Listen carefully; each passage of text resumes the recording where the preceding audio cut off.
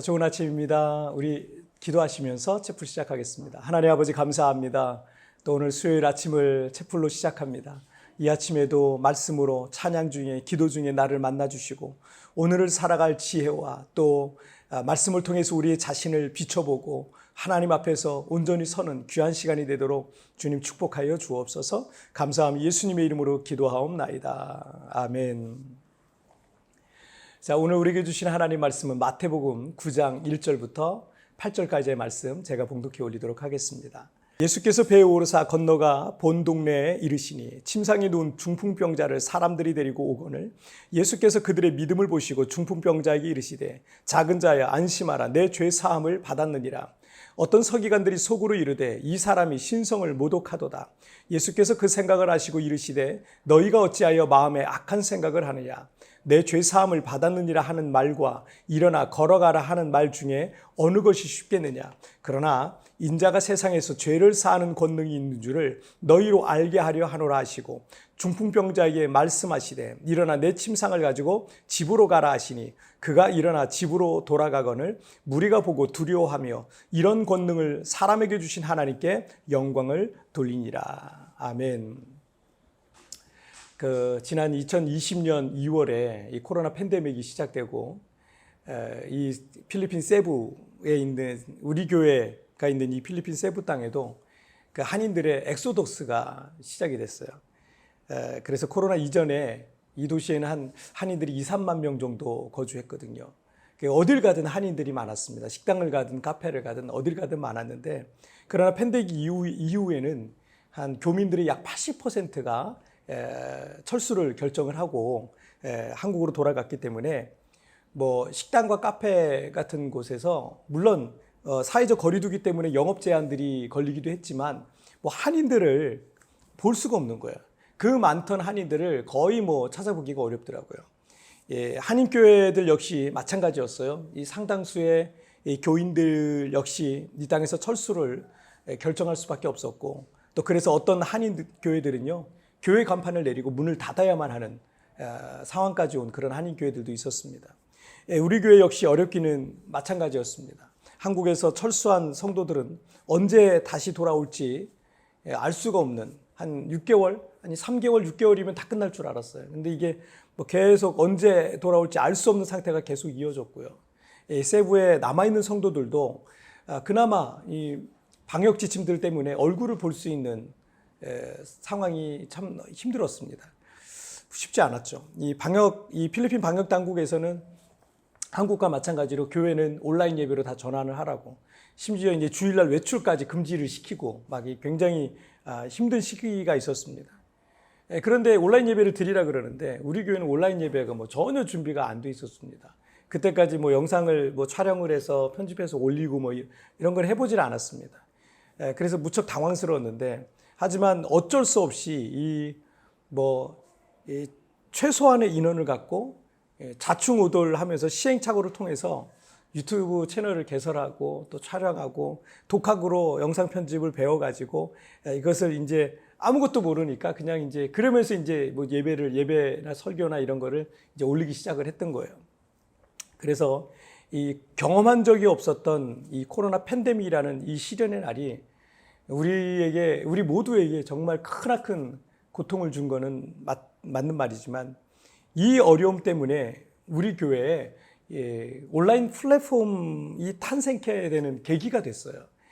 이제 우리 교회가 이 온라인과 오프라인을 통해서 복음을 전하고 또 하나님의 나라를 세워갈 수 있게 된 것은요. 이 코로나 기간에 하나님께서 우리에게 주신 가장 큰 선물 중에 하나입니다. 여기서 신앙생활하다 한국에 가셔 또 잠시 있다가 또 오시는 분들이 계시는데 그분들에게도 이제 우리 교회 예배를 온라인으로 연결해서 예배를 드릴 수 있는 그런 일들, 그전에는 그런 게 전혀 안 돼 있었거든요. 이게 참 하나님이 우리에게 주신 큰 선물 중에 하나예요. 오늘 마태복음 9장의 본문은 그 유명한 그 중풍병자의 치유에 관한 그 사건입니다. 중풍병자는 예수님의 그 치료에 대한 소문을 들었어도 움직일 수가 없었잖아요. 그런데 다행히 가족과 이 친구들이 그를 침상채 들고 예수님이 계시다고 하는 그 집으로 이제 찾아가게 됩니다. 근데 집 안팎으로 정말 수많은 사람들이 가득했기 때문에 도저히 그 집 안으로 들어갈 수가 없었습니다. 그래서 친구들은 그 집의 지붕을 뜯고 침상채 그 중풍병자를 집 안으로 내린 그 사건이 오늘 본문의 내용이에요. 2절 말씀을 보시면 침상에 누운 중풍병자를 사람들이 데리고 오거늘 예수께서 그들의 믿음을 보시고 중풍병자에게 이르시되 작은 자야 안심하라 내 죄 사함을 받았느니라 라고 하셨어요. 이 중풍병자와 친구들은 이 고통스러운 질병의 치유라는 문제를 해결하기 위해서 예수님 앞에 나아갔던 겁니다. 그런데 예수님께서는 그들에게 먼저 병을 치료해 주시는 것이 아니라 내 죄 사함을 받았느니라 라고 말씀하고 있는 거예요. 그들은 고통스러운 인생의 문제를 해결하기 위해서 예수님 앞에 나아갔지만 주님은 먼저 영적인 문제를 해결해 주시고 있는 거죠. 이 평행 본문인 마가복음 2장 5절에도 보시면 예수께서 그들의 믿음을 보시고 중풍병자에게 이르시되 작은 자야 내 죄 사함을 받았느니라 라고 하셨어요. 중풍병자와 그 친구들은 질병을 치료하고자 하는 마음을 가지고 그런 일까지 벌인 거예요. 그런데 그들의 기대 속에는 믿음이 있었던 거죠. 오늘 이 마가복음에서 그 믿음을 칭찬하시고 있는 걸 보니까 믿음이 있었어요. 그리고 예수님께서는 그들의 믿음을 보시고 먼저 그의 죄를 사해 주신다라고 말씀하시고 있는 거죠. 자, 그리고 오늘 보면 6절을 보시면 그러나 인자가 세상에서 죄를 사하는 권능이 있는 줄을 너희로 알게 하려 하노라 하시고 중풍병자에게 말씀하시되 일어나 내 침상을 가지고 집으로 가라 하시니 자, 중풍병자와 그의 친구들은 고칠 수 없는 질병의 문제를 해결하기 위해서 예수님 앞에 간 겁니다. 그러나 주님은 그의 영혼을 먼저 구원해 주시고 그 질병까지 치료해 주셨던 거예요. 질병은 인생의 고통스러운 문제였지만 그 일을 통해서 영혼의 구원까지 받게 된 거죠. 여러분, 어떤 어려운 문제가 내 삶에 나타났지만 그 문제를 하나님께 갖고 나아갈 때 여러분 그 문제보다 더 큰 하나님의 은혜가 임하게 돼 있어요. 이게 성경에서 우리에게 보여주고 있는 메시지입니다. 나의 문제가 하나님을 만나잖아요. 도리어 그것은 나의 강점으로 바뀔 수가 있습니다. 그리고 어려움은 우리가 하나님을 만나고 하나님의 능력을 경험하는 너무나 좋은 기회가 되는 것입니다. 여러분에게 어떤 어려움이 있습니까?